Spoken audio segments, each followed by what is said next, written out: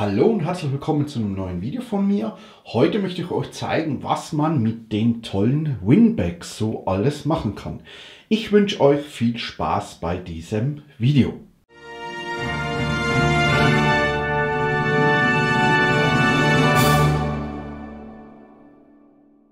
So, jetzt habt ihr euch sicher gefragt, was ist denn das Winbag? Hat das was mit Windows zu tun? Ja, nee. Das hat nichts mit Windows zu tun. Das ist eine Montagehilfe, die ich entdeckt habe. Bei mir ums Eck im Obi. Die gibt es aber auch online. Ich mache euch den Link unten rein. Und zwar, was ist denn das und wofür kann man das verwenden? Und zwar, da sieht man es schon. Das ist eine Hilfe, um Sachen in Position zu bringen für die Montage. Und ich habe mir dann eigentlich gedacht, ich finde das interessant, als ich mir das angeschaut habe, aber brauche ich das wirklich? Und dann habe ich mal durchgeblättert. Und da sieht man ja, dass man zum Beispiel ein Fenster ausrichten kann, bevor man es einbaut. Also das ist richtig fürs Handwerk dann. Oder hier auch sieht man sowas Ähnliches nochmal, Fenster einrichten. Und da sieht man sogar so eine kleine Beschreibung, dass man hier mal was unterlegt unter das Fenster, dann befestigt man das und dann kann man mit den Kisten links und rechts arbeiten, dass man das Fenster mit der Wasserwaage schön in die Waage kriegt und dann bohrt man es fest oder befestigt es. So. Das war für mich jetzt noch nicht so interessant, weil wie oft habe ich schon Fenster montiert, wenn ihr meine ganzen Filme anschauen werdet auf dem YouTube-Kanal. Ich habe noch nie ein Fenster montiert, aber vielleicht passiert es mal. So, dann, was schon interessanter war hier, um einen Schrank in Position zu bringen und vielleicht einen Keil oder irgendwas unterzulegen. Ja, schon ein bisschen interessanter. Und da jetzt wird es richtig interessant. Schaut mal her. Das ist eine Tür. So, ich montiere zwar keine Türen, aber ich habe häufig den Fall, dass eine Tür ein bisschen quietscht. Und damit ich das Quietschen beseitigen kann, muss ich die aus den Angeln heben, die Angeln schmieren. Und das ist immer mühsam, weil die Türen doch recht schwer sind. Und gerade wenn man dann vielleicht nicht mehr so viel Kraft hat oder wenn man älter wird, oder wenn man von Haus aus einfach nicht die Kraft hat, die Tür rauszuheben. Ja, ich meine, bei mir geht es jetzt, ich bin halbwegs kräftig, aber es gibt ja Leute, die sind einfach schwächer und die wollen das auch machen. Und da kann man sowas verwenden. Und da sieht man es auch nochmal so in der Tür. Und da finde ich das richtig praktisch. Und hier sieht man es auch noch, man kann eine Waschmaschine positionieren, dass die schön in der Waage steht, auch, dass man unten rein pumpt, dann kann man die Räder, die Füße entsprechend rausschrauben. Und hier sieht man auch, man kann auch draufstehen, weil, das ist das Kleingedruckte, man kann hier 135 Kilogramm heben, bis zu 135 Kilogramm. Und das geht von 2 mm bis 50 mm. Das ist auch richtig gut. Und dann eben hier für die Einrichtung mit der Wasserwaage geeignet. Und man kann auch Sachen auseinanderspreizen. Ja, also richtig toll. Made in Dänemark. Das freut mich auch immer, wenn wir was aus Europa haben. Und dann kommt da hinten noch das Kleingedruckte und sinngemäß, was steht da drin? Es ist ein Zusatzwerkzeug.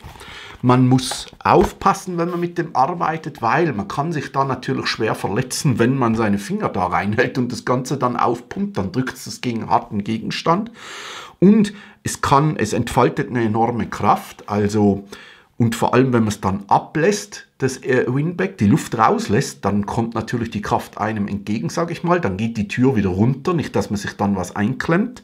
Sämtliche Bauvorschriften, die es gibt, das steht auch in dem Heftchen drin, die muss man natürlich einhalten und alles Mögliche. Also es ist ein gutes Hilfswerkzeug, aber man muss halt trotzdem mit Bedacht damit arbeiten. Wie funktioniert das eigentlich? Jetzt habe ich ganz viel drüber geredet. Also es geht ganz einfach. Das ist fast wie so ein Blutdruckmessgerät. Ihr pumpt da. So, und dann, schaut mal, dann bläst sich das ganz, ganz schön auf. Seht ihr es? Wird immer dicker, immer dicker, immer dicker. So. Und irgendwann wird es so voll, dass keine Luft mehr reingeht. Ja. Dann gibt es da, glaube ich, irgendwo ein Überdruckventil, beziehungsweise wir schaffen es einfach nicht mehr und dann ist es voll. Also ihr seht, so sieht es voller aus. Ja, richtig stabil. Und was ich vorhin noch vergessen habe zu sagen, also ihr müsst natürlich aufpassen. Das ist ein Gewebe, das ist schon robust und abriebfest, würde ich mal behaupten. Aber wenn ihr da jetzt so direkt in einen spitzen Gegenstand reindrückt beim Aufheben, ja, dann kriegt das ein Loch, dann hält es nicht und dann geht es auch wieder runter. Und man muss auch sagen, diese Luft, die ist da drin jetzt nicht für die Ewigkeit, das dauert ein bisschen, aber da gibt es über kleine Leckagen, kann da immer ein bisschen entweichen. Da ist ja auch ein Ventil zum wieder rauslassen. Das heißt also, ihr dürft da jetzt nicht irgendwas aufheben und legt euch dann drunter und dann denken, das ist für ewig in der Luft. Irgendwann kommt das ganze Zeug auch wieder runter, ja. Das ist auch bei Wagenhebern, sagt man ja, passt auf, wenn da Öl zum Beispiel ist, dass dann Öl zurücklaufen kann bei einem Wagenheber und dass der langsam wieder runtergeht. Muss ich zugeben, beim Wagenheber ist mir das noch nie passiert, aber hier kann ich mir schon vorstellen, wir haben da einen enormen Druck drin. Jetzt müsst ihr vorstellen, drückt da irgendwas drauf und da hinten ist dieses Ventil hier. Ihr werdet jetzt gleich sehen, weil dieses Ventil ist zum Ablassen der Luft und da entweicht sicher auch, ohne dass wir das Ventil betätigen, ganz ein bisschen Luft. Ja? Und deswegen, also das hält gut für eine gewisse Zeit, aber mit der Zeit entweicht es von selber, ja, weil einfach da ein hoher Druck drauf ausgeübt wird und vollständig dicht kann das nicht sein. So, jetzt drücke ich mal drauf, dann schaut her. Seht ihr, wie schnell das geht und dann geht es wieder zusammen. So, zack, wunderbar und dann ist es wieder leer, dann kann man es wieder rausziehen. So, jetzt... Ich habe jetzt hier mir 4 Stück gekauft. Warum? Weil ich denke, gerade wenn man bestimmte Sachen ausrichten möchte, ist das gut. Was ich glaube, was für eine Tür zum Aushebeln oder zum Aufheben, um die zu schmieren, recht praktisch ist, so wie ich euch das jetzt zeigen werde, denke ich, sind 2 Stück gut. Dann macht man eins ein bisschen weiter vorne bei der Tür, das andere ein bisschen weiter hinten und dann sollte das eigentlich gut funktionieren. Und jetzt mache ich als erstes mal die Gebrauchsanweisung ab und dann zeige ich euch, wie ich da eine Tür aufhebe. Das sind jetzt die Objekte der Wahl und zwar rechts haben wir eine Tür, die in ein Zimmer reingeht mit einem Teppichboden unten. Links haben wir eine Tür, die in ein Bad reingeht, wo wir einen Fliesenboden haben. Untergrund ist vollständig egal, das geht mit beidem. Also ich gehe mal davon aus, bei jeder Tür haben wir eigentlich einen festen Boden, wo nichts irgendwie wegrutschen kann.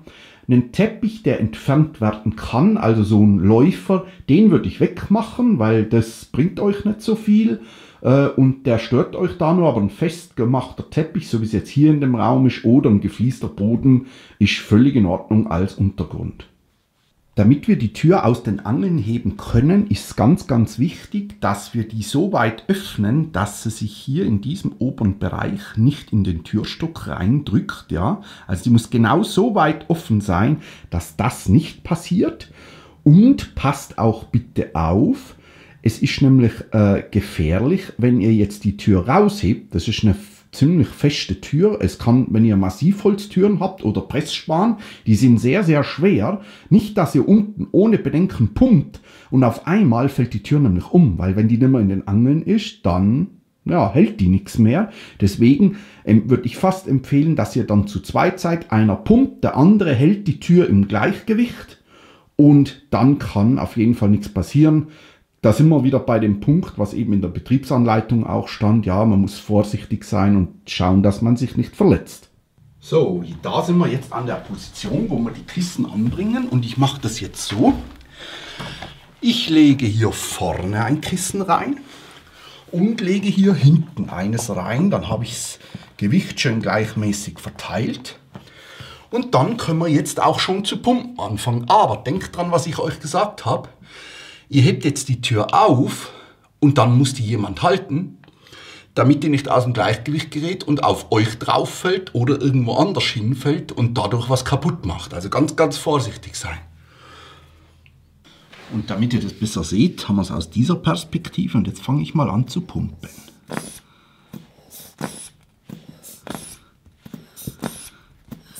Passt gut auf den Spalt hier auf, der wird jetzt immer größer. Und ihr könnt auch gleichzeitig reinschauen bei den Scharnieren. bei den Scharnieren, wie die Spalten größer werden.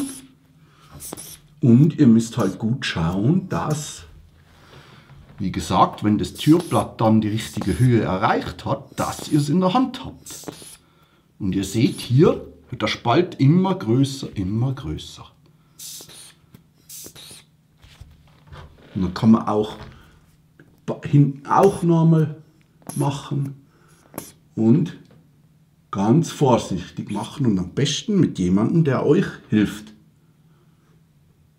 Und am Scharnier seht ihr, wie das aussieht, wenn ich hier jetzt schön gepumpt habe.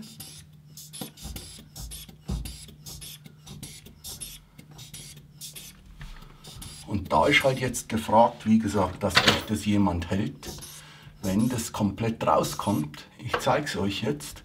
Möglichst weit oben die Tür halten, damit sie aus dem Gleichgewicht nicht rauskommen kann. Seht ihr? So.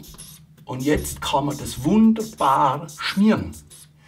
Und das Tolle dabei ist jetzt, man kann oben auf den Kegel, oder das ist bei mir ja jetzt so ein Kegelstumpf, da schön ein bisschen Schmierfett drauf machen, da oben und da unten seitlich. Und das Tolle ist, wenn einem das jemand hält, man hat jetzt eigentlich kein Problem, dass man mit der Tür weg muss. Man kann sie an Ort und Stelle belassen. Und jetzt, wenn man es ganz vorsichtig, ganz langsam ablässt, das ist auch praktisch, wenn ich da eben 2 Kissen habe, dann geht das relativ langsam, dann kriege ich das auch wieder so drauf, weil ich es ja nicht von Ort und Stelle wegbewegt habe. Schaut mal, wie toll das geht. Ich lasse jetzt einfach ein bisschen ab und ich habe 0 Kraft gehabt, das Ganze rauszunehmen aus den Angeln und jetzt wieder reinzulassen. Und wenn wir dann unsere Schmierarbeiten und alles gemacht haben, dann können wir vorsichtig ablassen. Beide Kissen. Und können die da schön entfernen. Bleibt am besten drauf gedrückt, dann kann die restliche Luft schön entweichen, während ihr es rauszieht. Und dann haben wir so eine Tür auch schon angehoben gehabt und konnten die schmieren. Einen weiteren Vorteil wollte ich euch sagen, den wir da haben, wenn man so eine Tür aushängt. Und zwar, wie habe ich das früher gemacht? Und zwar früher ist man da mit dem Finger unten rein mal im ersten Schritt. Dann war noch jemand anderer da, der hat die Tür hier hinten im Blatt in diesem Keil genommen. Da kommt man ganz schwer rein mit den Fingern. Alles richtig aufwendig und man kann auch, wenn man hier mit den Fingern nicht reinkommt, dann kann man einen Keil nehmen. Bei einem Keil hat man das Problem, dass man hier, wenn das eine Platte ist mit einem Furnier drauf, dass man das Furnier runterreißen kann, wenn man den Keil wieder rausmacht. Und alles solche Sachen, wahnsinnig aufwendig, anstrengend, wenn man das machen will, ohne solche Kissen. Und die ganze Arbeit ist jetzt weg. Also dieser Aufwand, das Risiko von Beschädigung, das Risiko oder das Geflicker, wenn man das Ganze wieder einfädeln will, ist alles kein Thema, weil ich hier einfach hergehe und so das Ganze mache und dann lasse ich es wieder runter und das war's. Nun sind wir auch schon am Ende des Videos.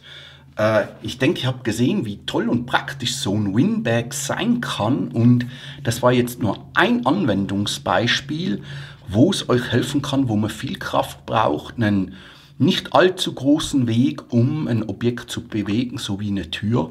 Und also ich finde das einfach genial. Man schont sich da damit.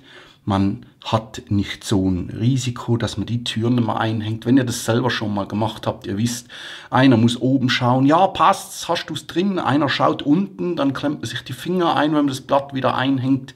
Und all dieser Zinnober ist nicht notwendig, wenn man so ein Winbag hat und das funktioniert super einfach.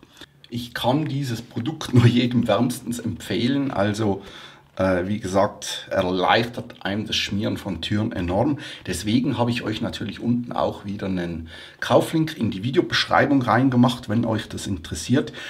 Ich bin auch überzeugt, ihr habt noch andere Anwendungsfälle. Schreibt mir die doch gerne mal unten als Kommentar rein. Würde mich interessieren, wofür ihr so einen Winbag nutzen würdet oder schon nutzt und im Einsatz habt. Wie gesagt, ich finde es ganz, ganz toll. und bedanke mich jetzt bei euch fürs Zuschauen. Wenn euch das Video gefallen hat, gebt mir gerne einen Like oder abonniert vielleicht auch meinen Kanal. Bitte vergesst nicht auf die Glocke zu klicken. Wenn ihr den Kanal abonniert, dann werdet ihr immer informiert, wenn ich ein neues Video hochgeladen habe. Jetzt vielen Dank fürs Zuschauen. Bleibt gesund, bis zum nächsten Mal und schaltet wieder ein.